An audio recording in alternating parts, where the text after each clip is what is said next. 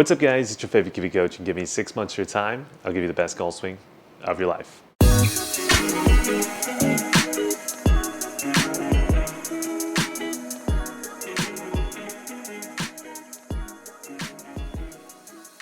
So welcome back to the channel. In this particular video, we're going to be talking about how to land the golf ball softly. So if you're playing on some pretty compacted greens of late, you're hitting the ball maybe a little too low, you're bouncing the ball over the green, well, this is the perfect video for you. Let's not bounce the ball over the green, let's hit it close to the hole, and let's jump in.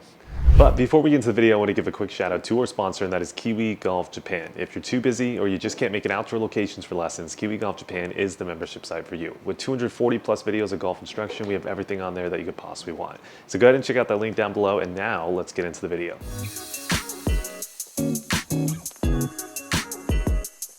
So to start this video off, we're going to be talking about what does landing the golf ball truly mean. A lot of you guys out there probably have no clue what I'm talking about, maybe even think that you're supposed to spin the golf ball a lot.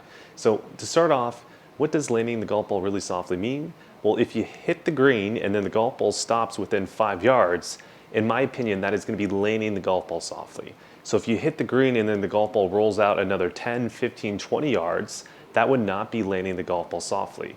And then contrary to that, if you hit the green and then the golf ball spins back like 10 yards, that would not be landing softly, that would just be landing with a lot of backspin. So in this particular video, to be very specific, we're trying to land the ball softly, which means we're trying to land the ball with trajectory. It's going to maybe bounce once or twice, it's going to roll out 5 yards at the very max, and that's going to be landing the golf ball softly.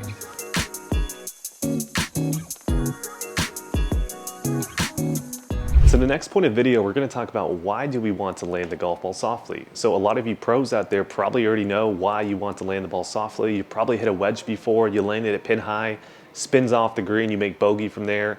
Or maybe it's one of you amateur golfers out there hitting a long iron or a hybrid, you hit it pin high, but then it rolls over the green, you make triple bogey from the back. You guys should know the importance of landing the golf ball softly. If we can land the golf ball softly, it makes it a whole lot easier for certain pins, for certain greens to hit the ball closer to the hole, which we all know leads to lower strokes, right? So that is why it's important to land the golf ball softly.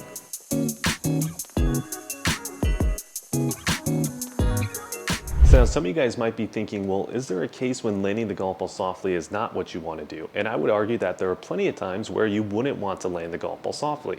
To give you an example of this, let's say we have a back pin, the green is flat, but we don't really want to carry the golf ball all the way to that back pin because there's not a lot of room behind the pin, and maybe we fly too far or fly too short. It's kind of difficult to kind of fly it all the way there and land the ball softly and hit it close to the hole. In that situation, maybe hitting a little bit of a lower shot that has maybe 1, 2, 3 bounces and then kind of slowly rolls to the hole might be a better approach because you don't have to fly all the way back to the green and risk going over. And it's a little bit easier shot to pull off, right? So that'd be a scenario right there.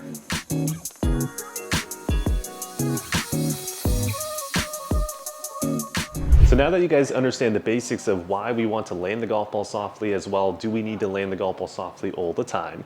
Let's start going into some TrackMan data points here, go over some of the basics of what it means and how it relates to landing the golf ball softly. So the first one I want to talk about is going to be peak height over here. So if you can imagine the apex of the shot, right, which is the very point to where it starts to fall, this is going to be peak height. So for this particular shot, it was right around 31.2 yards in the air. Now, because you guys have nothing to, refer that off of, you really don't know if that's high or low. But I would tell you for an 8-iron, that's, maybe somewhere in the middle, maybe slightly high, but not so bad. But this will definitely tell us if the golf ball's landing softly or not, right? One of the data points. If it's 10 yards off the ground, it's probably not landing very softly, right? It's coming in way too low and way too hot. But that would be the first data point, peak height. Now, let's start getting into land angle next.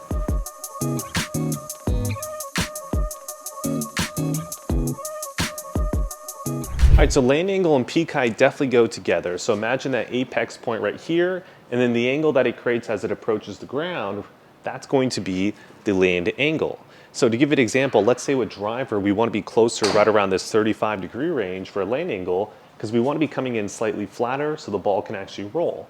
Versus, let's say if we're trying to land the ball softly, right around this 49 range with an 8-iron is quite a steep land angle, which means the golf ball has a great potential to land quite softly. So land angle is also a very important data point. It will tell you if you're coming in too flat or if you're coming at a good angle to land the ball softly, right? So that is land angle.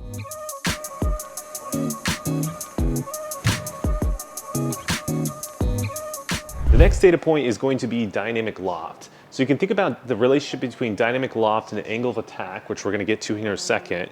These two create the launch angle, which then in turn creates the peak height and the land angle. As well, these two also create spin rate, right? So the next two ones I'm about to talk about are very, very important, so make sure to listen up. So for this particular shot, I had it right around 27.9 dynamic loft at impact. That just means when I hit the golf ball, I had 29 degrees of loft when the golf ball was at its most squished state, right? That's dynamic loft. Now, is that good or is that bad when it comes to hitting a high shot? Well, it's really dependent on your club speed as well as what club you're hitting, so I don't want to get into that right now. But dynamic loft is really important because it's going to be the actual kind of data point you really are trying to change first to be able to change your peak height, your land angle, your spin rate, and all the other things that we're trying to change, right? So dynamic loft is very important.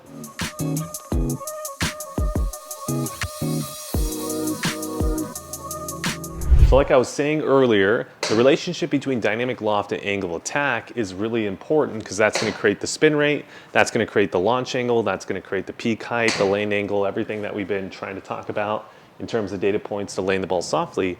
This is a very important data point. So for this particular shot, I was negative 0.1, which means I was basically swinging level when I hit the golf ball. So I wasn't hitting down on it too much, I wasn't hitting up on the ball, I was pretty much swinging on the level side.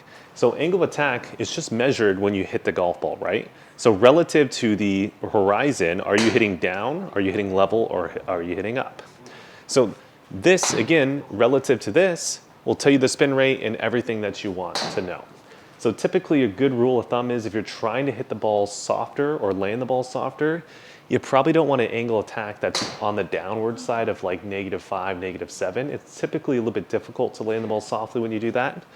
And then also, if you start to get more towards the positive forward side with an iron, you're probably going to actually start thinning the golf ball, which means the ball will launch too low.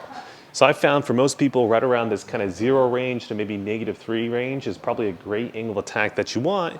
Match that up to a good dynamic loft, and then the other data points will start to work together.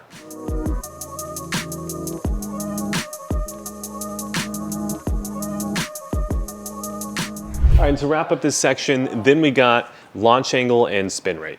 So dynamic loft, the relationship between these two is going to be your launch angle, right? So your launch angle always launches between your dynamic loft and your angle of attack. And it's always closer to the dynamic loft than it is the angle of attack. There's an actual equation that you could figure out. If you know dynamic loft in this, you should know your launch angle. But again, launch angle is important to understand, but really I typically focus more so on these data points here to be able to fix height and land angle, which are the more important data points in terms of results.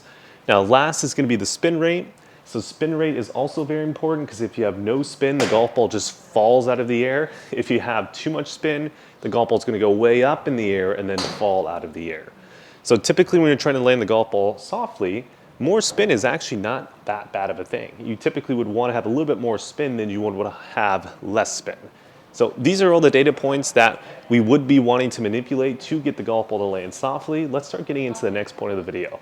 All right, so I'm going to go ahead and hit a shot real quick, and I'm going to hit it really, really low for an 8-iron. We're going to take a look at exactly the data points that we have up there on the wall. I'll show you exactly what we need to change. And then I'm going to go into kind of the setup things that we should probably change, as well as the swing mechanics that we should possibly change to get the golf ball to go a lot higher. So let me hit that low shot for you guys really quick.